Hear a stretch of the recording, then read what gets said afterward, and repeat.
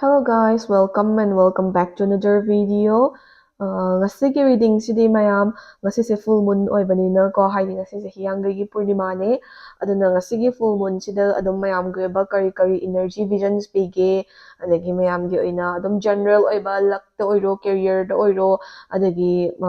financial do oiro kai vision pige kari advice lege habdo mayam gi oina ngasi full moon gi ba energy reading ama tawgadoine ko adum full moon gi ba tarot reading ama tawdoine ꯑꯗꯣ ꯉꯁꯤꯁꯦ ꯑꯗꯨꯝ general reading ꯑꯣꯏꯔꯅꯤ ꯃꯌꯥꯝ pile ꯆꯨꯁ ꯇꯧꯕꯒꯤ ꯑꯣꯞꯁꯟꯗꯤ ꯑꯩ ꯊꯝꯖꯔꯔꯣꯏꯒꯦꯀꯣ ꯑꯗꯨꯅ ꯃꯌꯥꯝꯅ ꯑꯗꯨꯝ ꯖꯦꯅꯔꯦꯜ ꯑꯣꯏꯅ ꯂꯧꯕ ꯌꯥꯕ ꯑꯦꯗꯚꯥꯏꯁꯁꯤꯡꯗꯣ ꯑꯗꯨꯝ ꯔꯤꯗꯤꯡꯁꯤꯗꯒꯤ ꯂꯧꯁꯤꯟꯕꯤꯔꯣ ꯑꯗꯨꯒ ꯑꯗꯨꯝ ꯃꯌꯥꯝꯒꯤ ꯔꯤꯀ꯭ꯋꯦꯁꯁꯤꯡꯁꯨ ꯑꯩ ꯃꯊꯪ ꯚꯤꯗꯤꯑꯣ ꯁꯦꯝꯅꯕꯁꯨ ꯑꯗꯨꯝ ꯍꯣꯠꯅꯖꯔꯛꯀꯦꯀꯣ ꯁꯣ ꯉꯁꯤꯒꯤ ꯑꯣꯏꯅꯗꯤ ꯐꯨꯜ ꯃꯨꯟꯒꯤꯗ ꯕꯦꯁ ꯇꯧꯕ ꯉꯁꯤꯒꯤ ꯑꯗꯨꯝ ꯑꯐꯕ ꯅꯨꯃꯤꯠꯁꯤꯗꯒꯤ ꯀꯔꯤ ꯑꯐꯕ ꯍꯧꯕ ꯌꯥꯕꯒꯦ ꯀꯔꯤ ꯆꯦꯛꯁꯤꯟꯕ ꯌꯥꯕꯒꯦ ꯍꯥꯏꯕꯅꯆꯤꯡꯕꯒꯤ ꯔꯤꯗꯤꯡꯗꯣ ꯇꯧꯅꯅꯕ ꯃꯌꯥꯝ ꯍꯥꯏꯗꯤ ꯑꯗꯨꯃꯥꯏꯅ ꯌꯦꯡꯃꯤꯟꯅꯔꯁꯦ ꯁꯣ ꯃꯌꯥꯝꯅ ꯔꯤꯗꯤꯡꯁꯦ ꯖꯦꯅꯔꯦꯜ ꯑꯣꯏꯅ ꯑꯗꯨꯝ ꯇꯥꯕꯤꯔꯣꯀꯣ ꯍꯧꯔꯁꯦ ꯔꯤꯗꯤꯡꯁꯦ ꯃꯇꯝ ꯃꯥꯡꯍꯟꯗꯕꯤꯗ ꯁꯣ ꯃꯌꯥꯝ ꯉꯁꯤꯒꯤ ꯐꯨꯜ ꯃꯨꯟꯒꯤ ꯑꯣꯏꯕ ꯔꯤꯗꯤꯡꯁꯤꯒꯤꯗꯃꯛꯇ ꯀꯥꯔꯗ ꯍꯥꯟꯅ ꯄꯤꯛ ꯇꯧꯔꯁꯦꯀꯣ ꯑꯗꯣ ꯑꯩꯈꯣꯏ ꯃꯌꯥꯝꯒꯤ ꯑꯣꯏꯅ ꯖꯦꯅꯔꯦꯜ ꯑꯣꯏꯅ ꯑꯗꯨꯝ ꯍꯥꯏꯗꯤ ꯊꯣꯛꯂꯛꯄ ꯚꯤꯖꯟꯈꯩꯁꯦ ꯑꯗꯨꯝ ꯌꯦꯡꯒꯗꯕꯅꯤꯀꯣ ꯀꯦꯔꯤꯌꯔ ꯑꯣꯏꯔꯣ ꯂꯛ ꯑꯣꯏꯔꯣ 5 of Swords, Page of Cups, 8 of Cups. ꯑꯗꯨꯝ ꯁꯤꯒꯤ ꯔꯤꯗꯤꯡꯁꯦ ꯀꯌꯥꯝ ꯀꯨꯏꯅ ꯆꯠꯀꯦ ꯍꯥꯏꯕ ꯃꯇꯝꯗ ꯑꯗꯨꯝ ꯑꯩꯒꯤ ꯚꯤꯗꯤꯑꯣꯁꯤꯡ ꯆꯥꯡ ꯅꯥꯏꯅ ꯌꯦꯡꯕꯤꯕ ꯚ꯭ꯌꯨꯋꯔꯁꯤꯡꯅꯗꯤ ꯍꯦꯟꯅ ꯈꯪꯕꯤꯔꯝꯒꯅꯤ ꯉꯁꯤꯒꯤ ꯐꯨꯜ ꯃꯨꯟꯁꯤꯗꯒꯤꯅ ꯅꯦꯛꯁꯀꯤ ꯐꯨꯜ ꯃꯨꯟ ꯐꯥꯎꯕꯗ ꯑꯗꯨꯝ ꯍꯥꯏꯕꯗꯤ ꯑꯣꯏꯕ ꯌꯥꯕ ꯆꯠꯅꯕ ꯌꯥꯕ ꯚꯤꯖꯟꯅꯤꯀꯣ ꯍꯥꯏꯗꯤ ꯐꯨꯜ ꯃꯨꯟ ꯋꯥꯟ ꯐꯨꯜ ꯃꯨꯟ ꯇꯨ ꯑꯅꯗꯔ ꯐꯨꯜ ꯃꯨꯟꯒꯤꯗꯃꯛꯇ ꯄꯤꯕ ꯌꯥꯕ ꯖꯦꯅꯔꯦꯜ ꯚꯤꯖꯟꯁꯤꯡꯗꯨꯅꯦꯕꯀꯣ ꯄꯤꯔꯛꯇꯣꯏꯁꯦ ꯑꯗꯣ ꯑꯩꯈꯣꯏ ꯃꯦꯟ ꯀꯥꯔꯗꯁꯤꯡ ꯄꯤꯛ ꯇꯧꯔ ꯃꯇꯨꯡꯗ ꯁꯤꯒꯤ energy cardꯁꯦ ꯑꯃꯨꯛ draw ꯇꯧꯖꯒꯦ. Full Moon in Leo.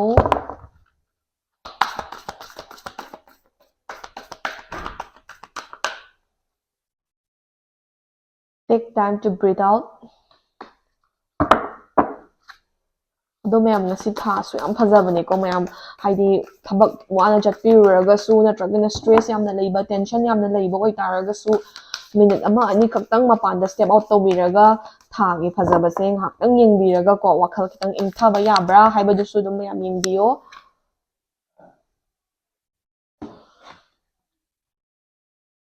ꯁꯣ ꯃꯦꯟ ꯀꯥꯔꯗꯈꯩ ꯂꯣꯏꯅꯃꯛ ꯄꯤꯛ ꯇꯧꯕ ꯂꯣꯏꯔꯦ. ꯑꯗꯨꯅ ꯑꯩ ꯂꯥꯁ ꯀꯥꯔꯗ ꯑꯃꯇꯪ ꯗ꯭ꯔꯣ ꯇꯧꯔꯒ ꯔꯤꯗꯤꯡꯁꯦ ꯍꯧꯅꯕ ꯇꯧꯔꯁꯦꯀꯣ ꯃꯇꯝ ꯌꯥꯝꯅ ꯂꯧꯗꯕꯤꯗ. So first and foremost ꯉꯁꯤꯒꯤ ꯄꯤꯛ ꯇꯧꯔꯤꯕ ꯀꯥꯔꯗꯁꯦ 5 of Swords ꯍꯥꯏꯔꯤꯕ ꯀꯥꯔꯗꯁꯦ ꯊꯣꯛꯂꯛꯑꯦꯀꯣ. ꯉꯁꯤꯒꯤ full moon ꯔꯤꯗꯤꯡꯁꯤꯗꯒꯤ ꯑꯍꯥꯟꯕꯗ 5 of Swords ꯍꯥꯏꯔꯤꯕ ꯀꯥꯔꯗꯁꯤꯒꯤ ꯃꯇꯨꯡꯏꯟꯅ ꯏꯁꯥꯁꯦ ꯂꯥꯛꯀꯗꯧꯔꯤꯕ next full moon ꯐꯥꯎꯕꯗ ꯀꯦꯔꯤꯌꯔꯒꯤ ꯑꯣꯏꯅꯗꯤ ꯈꯤꯇꯪ ꯀꯝꯄꯤꯇꯤꯁꯟꯒꯨꯝꯕ ꯈꯤꯇꯪ ꯍꯥꯏꯕꯗꯤ ꯀꯂꯛ ꯈꯝꯕꯟꯅꯕ ꯌꯦꯡꯁꯤꯟꯅꯕꯒꯨꯝꯕ most probably ꯑꯗꯨꯝ ꯏꯁꯥꯒꯤ ꯀꯂꯤꯛꯁꯤꯡꯅ ꯏꯁꯥꯅ ꯑꯐꯕ ꯑꯃ ꯑꯦꯆꯤꯞ ꯇꯧꯈꯤꯕꯗ ꯅꯠꯇ꯭ꯔꯒꯅ ꯈꯤꯇꯪ ꯆꯥꯎꯈꯠꯄ ꯈꯔ ꯍꯥꯏꯗꯤ ꯐꯪꯕꯗꯀꯣ ꯍꯥꯏꯗꯤ ꯑꯗꯨꯝ ꯈꯤꯇꯪ ꯀꯂꯛ ꯈꯝꯕꯟꯕ ꯌꯦꯡꯁꯤꯟꯕ ꯑꯗꯒꯤ ꯏꯁꯥꯅ ꯑꯐꯕ ꯑꯃ ꯐꯪꯗꯣꯔꯤ ꯑꯐꯕ ꯑꯃ ꯑꯦꯆꯤꯞ ꯇꯧꯗꯣꯔꯤ or growth ꯈꯔ ꯂꯥꯛꯇꯣꯔꯤ ꯍꯥꯏꯔꯒꯗꯤ ꯀ꯭ꯔꯛ ꯌꯦꯡꯁꯤꯟꯕꯒꯨꯝꯕ ꯏꯁꯥꯒꯤ ꯑꯁꯣꯏꯕ ꯌꯦꯡꯉꯒ ꯂꯩꯕꯒꯨꯝꯕ ꯑꯗꯨꯒꯨꯝꯕ ꯈꯔꯗꯤ ꯊꯦꯡꯅꯔꯛꯀꯅꯤꯕꯀꯣ ꯑꯗꯨꯅ ꯊꯕꯛ ꯏꯪꯈꯥꯡꯒꯤ or ꯀꯦꯔꯤꯌꯔꯒꯤ ꯑꯣꯏꯅꯗꯤ ꯈꯤꯇꯪ ꯍꯩꯅ ꯆꯦꯛꯁꯤꯟꯅ ꯆꯠꯄ ꯗꯔꯀꯥꯔ ꯑꯣꯏ ꯑꯗꯨꯒ ꯀꯦꯔꯤꯌꯔ ꯁꯦꯇꯜ ꯇꯧꯗ꯭ꯔꯤꯕ ꯀꯦꯔꯤꯌꯔꯒꯤꯗꯃꯛꯇ ꯀꯟꯅ ꯍꯣꯠꯅꯔꯤꯕ ꯏꯆꯤꯜ ꯏꯅꯥꯎꯁꯤꯡꯒꯤ ꯑꯣꯏꯅꯁꯨ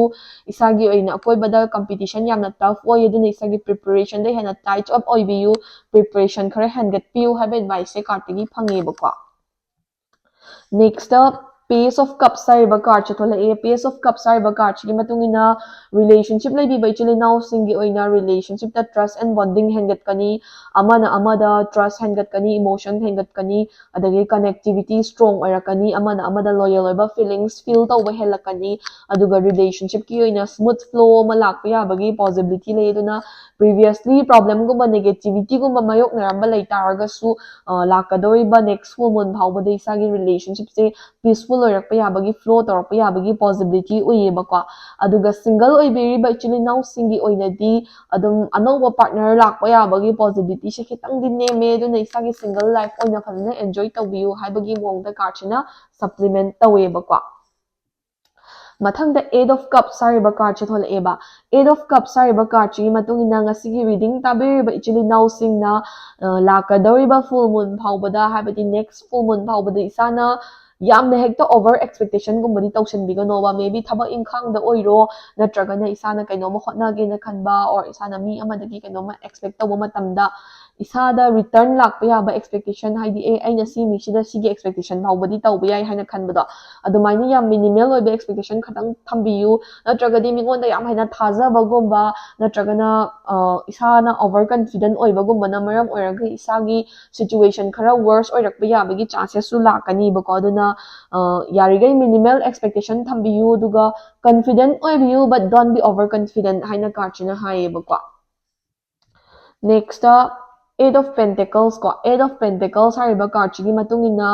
lakadoriba coming next full moon phawbada ngasigi reading tabiriba ichili now singna thabak khudingmak pre plan tawraga phasna haidi step by step chatnanaba hotnabiyu patience leibiyu ko aduga yarigai frustrative oiba isau langba sauganba adagi rush tawba impatient oibagumba sigumase yarigai handaki lakadoriba full moon sibauti tawbiganu isase wakhal leitana wakhal calm oina peaceful oina leinanaba hotnabiyu aduga thabak khudingmak rush tawdabida impatient oidabida phasna tapna tapna plan tawraga ingna tapna hoi loinamak su nangnadabadi chengadabani but tapna tapna execute tawnaba hotnabiyu hekta hatu hatu tawbana isada mangjaba lakani haibako ado phasna isana tapna ingna prepare tawraga hotnaragadi loinamak perfectly execute tawba ngamgani na karna haibako mathangda page of pentacles hariba card chithol a sigi page of pentacles hariba card chigi matungina ngasigi reading tabiriba ichili now singna isagi oina luck so dum flow leiko haidi lakadoriba coming next full moon phawbada hoi yamena overconfident oibiganu haibagi advice lei taraga su luck kidi dum flow lei aduna daw thum yamena yadaba khotabadi kishu tawroi aduga paisa nungsagi oina su hoi isana sizinabagi digi paisa nungsa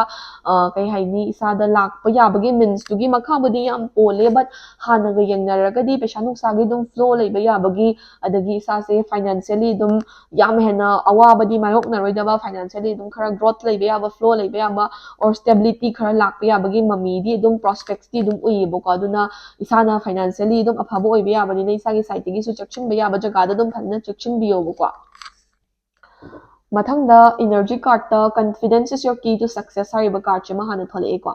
so sigi confidence is the key to your success hariba card chigi matungina ngasigi reading tabiriba chili now sina lakadoriba next full moon phawbada isase yaigai thaba ma tawa matamda confident oibiyu organize oibiyu haibasima main oina advice phangei ko dagi take time to breathe out hariba card chigi matungina ngasai eight of pentacles na haikibado rush tawbiganu frustrative oibiganu impatient oibiganu habado isagi oina personal space personal time khara lobiyu hatu hatu tawbiganu adagi waramba chaotic oramba charang khorangnaba mayamdagi kitang matam lobiraga breathe out tawnaba isadagi negative energy release tawnaba awaba khara handokhinaba isagi personal matam khara lobiyobako